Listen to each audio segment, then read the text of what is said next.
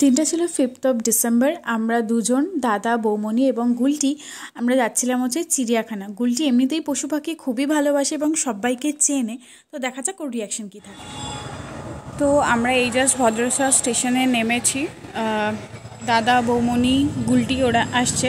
তো তারপর আমরা এখান থেকে আবার ট্রেন ধরবো। ট্রেনটা আসতে এখনও 8 ঘন্টা টাইম লাগবে। এই ট্রেনটার পর আবার 30 মিনিটস পরে ট্রেন। তো চলো দেখা হবে আবার চিড়িয়াখানায় গিয়ে বা ট্রেনেতে। গুলটি আসুক তোমাদের সাথে দেখা করা। ওই যে দূরে দেখতে পাচ্ছ আসছে আমাদের স্যার, আর ড্রেসটা দেখো, ওফ এখানেই পড়তে হলো ওকে। আর গুলটি আমার থেকেও বেশি এখন যার খোঁজ করে সেটা হচ্ছে ওর পিছুন। ওর আমাকে ভিডিও কলে দেখলেও ওর ভিডিও কল করেও একটাই কথা, পিছুনকে দেখাও। এই যে গুলটি বাবু এবার আমাকে দেখতে পেয়েছে।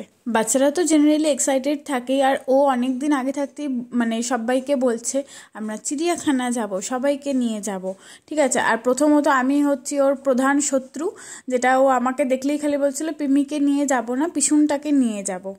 ট্রেনটা যেহেতু অনেকক্ষণ পরে ছিল, ট্রেনে প্রচণ্ড ভিড় থাকার কারণে ওখানে কোনো ক্লিপ আমার নেওয়া হয়নি। আর আমরা হাওড়াতে এসে অলরেডি বাসে চেপে পড়েছি, বাসে করে আমরা যাচ্ছি। আর ও কিন্তু বেশ শান্তই ছিল, বাসের মধ্যেও কোনো ডিস্টার্ব করেনি।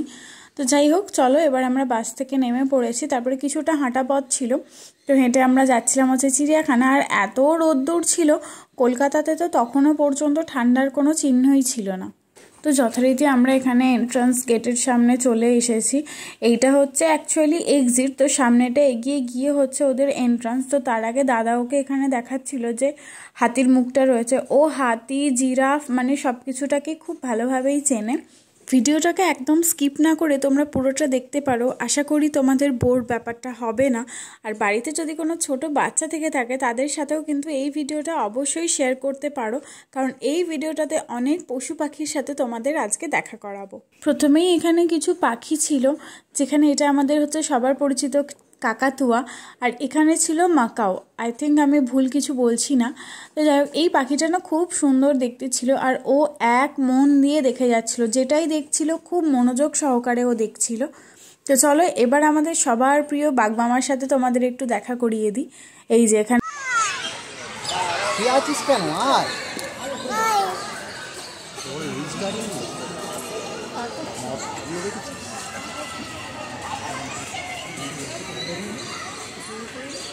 করেছি একটা। আর হঠাৎ করেই এই গাছটায় চোখে পড়লো কিছু বাদুড় উল্টো হয়ে এরমভাবে শুয়ে রয়েছে।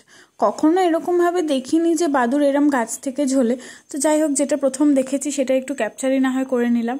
আর এখানেও পিছনের সাথে হাত ধরে যাচ্ছে হচ্ছে মাগুর মাছ দেখতে, সামনেই পুকুর ছিল তো সেই জন্য। এই দুটোকে একসাথে আরো ভালো লাগছে দেখতে। 1 2 3 4 5 আবার জিয়াকে লম্বা করে দেখো দেখো।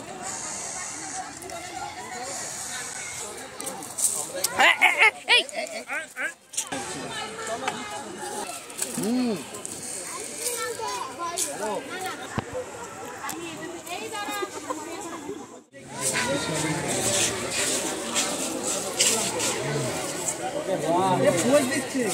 ঘুম পেয়েছে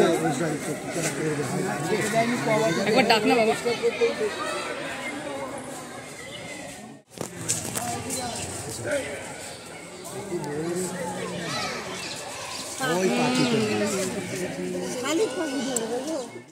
আর প্রত্যেকটা খাঁচাতে যে পশু পাখিটি রয়েছে তার সামনে কিছু মানুষের নাম এবং তাদের পাশে একটি করে পশুর নাম দেওয়া রয়েছে।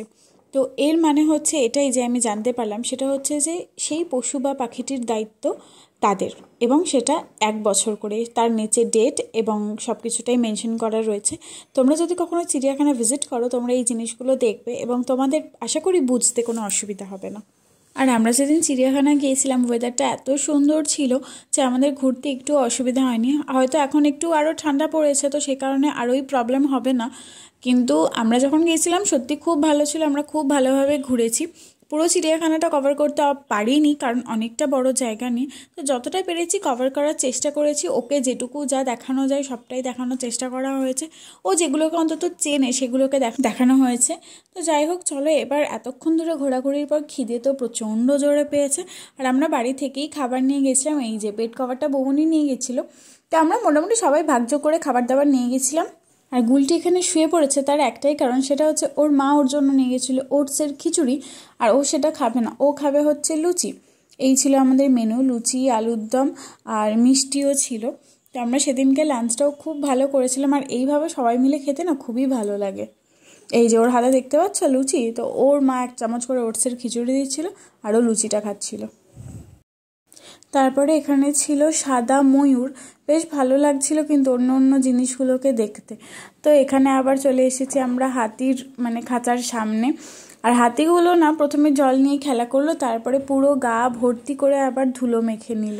গুলটির সব থেকে প্রিয় পশু বলতে পারো হাতি, কারণ দাদা যেহেতু ফরেস্টেই জব করে, তো সেই কারণে ওর হাতির সাথে একটা আলাদাই কানেকশন রয়েছে বলা যেতে পারে। তো যাই হোক, ও হাতিটাকে খুবই পছন্দ করে, আর ও হাতির খাঁচার সামনে বেশ অনেকক্ষণ দাঁড়িয়েছিল। চলো এবার হাতির কিছু ইনফরমেশন তোমাদেরকে শেয়ার করি। সেটা হচ্ছে হাতি যখন মানুষকে অ্যাটাক করে তো তখন নাকি পিছনের পা দিয়েই অ্যাটাক করে। আর হাতি যেহেতু এক দলে সবাই মিলে আসে, এরাও কিন্তু কখনো না কখনো দলছুট হয়ে যাওয়া দুটি হাতি। আর এই দলছুট হয়ে যাওয়া হাতিকে নাকি ওদের দলে আর ফেরায় না। যখন হাতির গা থেকে মানুষের কোনো গন্ধ হাতিরা পায়, তো তখন নাকি ওদেরকে আর দলে নেয় না। আর এটা দেখো, এটা হচ্ছে সজারু। আর বলি, হাতির ব্যাপারে দাদা যেহেতু একটু জানে, তো সেই কারণে যখন আমরা চিড়িয়াখানায় পুরো জিনিসটা ঘুরছিলাম তখন বেশ ভালো লাগছিল যে মনে হচ্ছে না যে একটা গাইড করতে করতে নিয়ে যাচ্ছে, কিছু জিনিস দেখছি, সেই সম্পর্কে একটা ইনফরমেশন পাচ্ছি, তো দেখতে ওই জন্য আরও বেশি ভালো লাগছিল। তাই এবারে চিড়িয়াখানা ভ্রমণটা একটু হলেও অন্য রকম ছিল। কবে আগে চিড়িয়াখানা গেছি সে কথা আমার আর মনে নেই, তবে হ্যাঁ, প্রত্যেকটা খাঁচার পাশে কিন্তু সমস্ত রকম ডিটেলস এখানে মেনশন করা আছে। যাদের অসুবিধা হবে যে একেবারেই কিছু হয় না যে আমরা তো এত নলেজ নিয়ে আর চিড়িয়াখানায় যাই না, তো যাই হোক, যদি কিছু জানা থাকে তোমরা পাশের বোর্ডটাকে ফলো করতে পারো, সমস্ত রকম ডিটেলস ওখানে পেয়ে যাবে। আমরা এখানে একটা গন্ডার দেখতে পেয়েছিলাম, আর গন্ডারটার যে খড়গ থাকে না, সেটা কিন্তু দেখো এখানে মিসিং আছে, ওটা কাটা মতন ছিল একটা দেখলাম। তো যাই হোক, যেগুলো আমরা টিভিতে দেখি সেগুলোকে যখন চোখের সামনে একটু দূরে হলেও দেখতে পাই বেশ ভালো লাগে। আর এখানে কুমিরগুলো না এমন শুয়েছিল, মনে হচ্ছিলো যেন যেগুলো একটা শোপিস। তারপরে ওরা তো নড়াচড়াও করছিল না একদম। হঠাৎ করে আমরা দূর থেকে দেখতে পেলাম যে একটা কুমির মুখ খুললো, তখন আমরা বুঝলাম যে না, এটা আসল, যদিও আগেই বুঝতে পেরেছিলাম। আর এখানে আমরা যাচ্ছিলাম হচ্ছে সাপের ঘর, এখানে পরপর অনেক সাপ রয়েছে। তো এই জিনিসটা খুবই ভয়ঙ্কর জিনিস, জানি না কেন আমার খুবই ভয় লাগে সাপ জিনিসটাকে। তো চলো এবার দেখতে থাকো কি কি সাপ আমরা দেখতে পেয়েছি না পেয়েছি। এই যে দেখতে পাচ্ছ, এটা কিন্তু গো সাপ। তো সাপের ঘরে মোটামুটি অনেকগুলো খাঁচা থাকলেও সবকটার মধ্যে সাপ মনে হয় ছিল না, আমরা তো দেখতে পাইনি, ভিতরে হয়তো থাকতে পারে। তো যাই হোক, এখানে ইয়েলো অ্যানাকন্ডা বলে একটা লেখা ছিল, আর ওই দেখো জলের মধ্যে রয়েছে হচ্ছে ইয়েলো অ্যানাকন্ডা। এটা একদমই ছোট্ট ছিল, তো যাই হোক, ও যখন বড় হবে আবার হয়তো দেখতে পাবো ওকে। সব থেকে সুন্দর মুহূর্ত ছিল এটা চিতাবাঘের এখান থেকে জল খাওয়াটা, বেশ ভালো লাগছিলো। এগুলো আমরা অ্যানিম্যাল প্ল্যানেট, ডিসকভারি এইসব চ্যানেলগুলোতে দেখতে পাই, তো এখানে দেখতে পেয়ে কিন্তু বেশ ভালো লাগছিলো। আর গুলটিও এখানে পুরোটা উপভোগ করছিল। আর চিড়িয়াখানায় গিয়ে যদি কোনো পশুর খাঁচার সামনে তাকেই না দেখতে পাই তখন একটু মন খারাপ হয় বই কি। আর এইখানে এই দেখো, এই চিতাটা আবার এই পাশে এসে বসে রয়েছে একেবারে। এই বাঘটা যেহেতু একেবারে কাঁচের দরজার সামনে এসে বসেছিল, যেন মনে হচ্ছিল কি ভয়ঙ্কর, আর দেখে মনে হচ্ছিল গায়ে কোনো কম্বল চাপা দিয়ে রয়েছে। আর এখানে এন্ট্রি নিয়েছে আমাদের হোয়াইট টাইগার।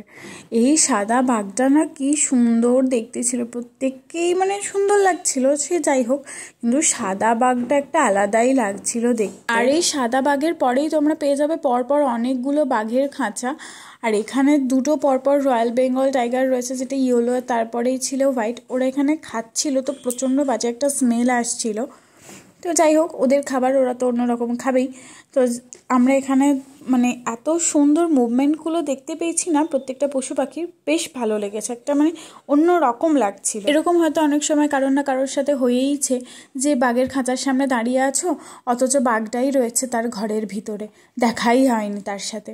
কিন্তু আমরা গেছি এবং প্রত্যেকটা জিনিস এত ভালোভাবে দেখেছি, তাই ভাবলাম যে তোমাদের সাথে অবশ্যই শেয়ার করি। তাই যারা কখনো এই মোমেন্টগুলো দেখতে পাওনি তারা যাতে ভালোভাবে পুরোটাকে দেখতে পাও এবং উপভোগ করতে পারো, তো সেই জন্য এই ভিডিওটা পোস্ট করা। আশা করি তোমাদের এত পর্যন্ত যারা অন্তত দেখছো তাদেরও খুবই ভালো লাগছে। তো এই ভিডিওটা তো প্রায় শেষের দিকে চলেই এলো, তোমরা জানিও যে তোমাদের এই ভিডিওগুলো কেমন লাগছে। আমি কিন্তু তোমাদের কমেন্টসের আশায় থাকি অবশ্যই, কিন্তু সেরকম কমেন্টস কোনো পাই না। তো যাই হোক, চিড়িয়াখানা তো ভালোই ঘুরলাম। আমরা একটা ট্যাক্সি নিয়েছিলাম, ট্যাক্সি করে আমরা চলে এসেছিলাম হাওড়া স্টেশনে। তো তারপর সেখান থেকে আমরা ট্রেনে করে আবার চলে এসেছিলাম বাড়ি। এই ছিল আমাদের চিড়িয়াখানা ভ্রমণের একটা ছোট্ট গল্প। জানিও তোমাদের কেমন লাগলো। দেখা হবে খুব শীঘ্রই নতুন একটা ভিডিওর সাথে। ততক্ষণের জন্য টাটা।